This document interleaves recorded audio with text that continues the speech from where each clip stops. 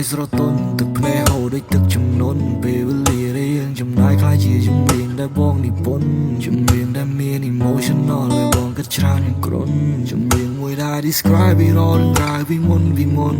ក្តីស្រឡាញ់យើងតិចទៅខ្លាំងបដូរពីខ្លាំងទៅជាតិចវិញឆាបដូចសាំងមិនរលត់តែគិតយ៉ាងម៉េចវិញស្នេហ៍លែងស្មូតដូរមូទៅជា toxic ភ្នែកហូរលែងជូតនោះគូរនថាចង់ដើរចេញ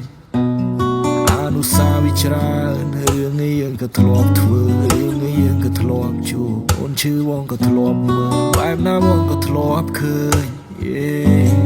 គេមិនលួនស៊ីសើរឿងពួកយើងវិសារឿងសាល្បីវងប្រាមីឡើងលើក្រៅវីដេអូដែលชีឡាយបងជងូសអនឡើងលើអូនស្ពីមកវ៉ាម៉ាឌី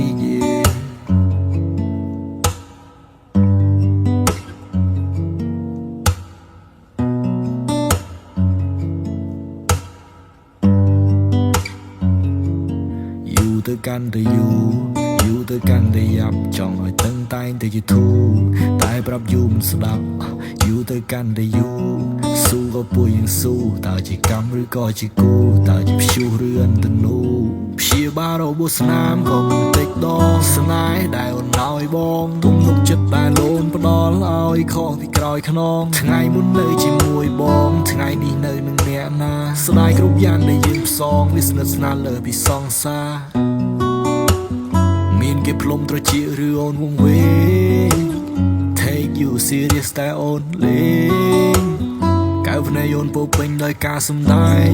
ឲ្យបងខំតែឯងឲ្យបងខំតែឯងឲ្យបង feeling ឯកាឯកោឲ្យបេះដូងបងឈឺសាចាំងសោឲ្យបងប្រេះឆាតែតោពេលដែលអូនទៅហើយលេងមកអូនសប្បាយហើយមែនទេសុខចិត្តសុខទាំងកាយហើយពិតទេបងខំគិតអូនតែអូនគិតគេស្នេហ៍យើងសាំងពីសូន្យតែអូនគិតទេតែពេលបងណូឲ្យបង low energy